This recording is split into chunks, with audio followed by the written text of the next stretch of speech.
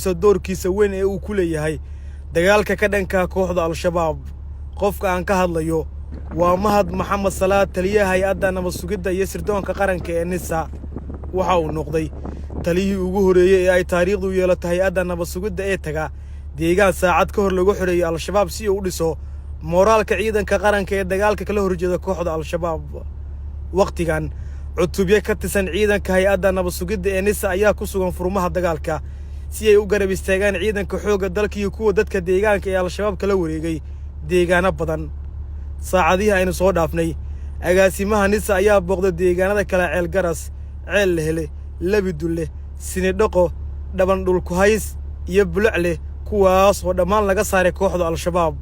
Sidoo kale, xogta la helay ayaa sheegaysa in taliyaha hay'adda nabad sugiddu amar ku bixiyay inaysan dib u dhicin in deegaan Al-Shabaab laga qabsaday ay ciidanka dawladda iyo kuwa dadka deegaanku dib uga soo baxaan.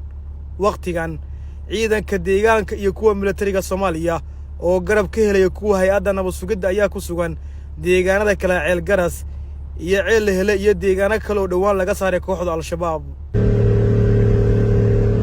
Halkan waa magaalada Ceel Lehele. dhinaca kale waxaa mar kale si dardar leh dib loogu bilaabay dagaalka ka dhanka kooxda Al-Shabaab ee guud ahaan looga saarayo deegaanada kala gobolada Galgaduud iyo Mudug ee la isku yiraahdo Galmudug. waxaana door weyn ku leh dib u ambaqaadida dagaalkan agaasimaha NISA Mahad Salaad oo madaxweynaha qaranka wakiil uga dhaqaajinta dagaalka isku dabaridka iyo qabashada deegaanada Galmudug waqtigan ay kaga sugan yihiin kooxda Al-Shabaab. sida xogtu ay sheegayso, waxaa dhawaan ciidanka dawladda iyo Al-Shabaab kala wareegi doonaan deegaano badan oo ku yaala gobolada Galgaduud iyo Mudug, waxaana howlgalka qaybtood ka qaadan doono ciidamada deegaanka ee magaalooyinka Baxda iyo Wasiil ee Galmudug.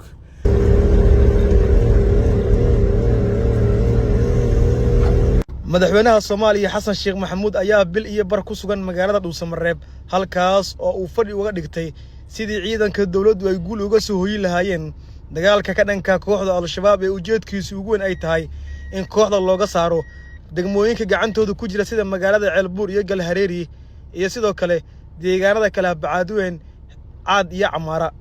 madaxweyne Xasan Sheekh Maxamuud ayaa u madax banaaneeyay dagaalka ka dhanka kooxda Al-Shabaab madaxda dawladda federaalka ee Soomaaliya qaybtood, madaxweynaha Galmudug iyo wasiirka gaashaandhigga Soomaaliya.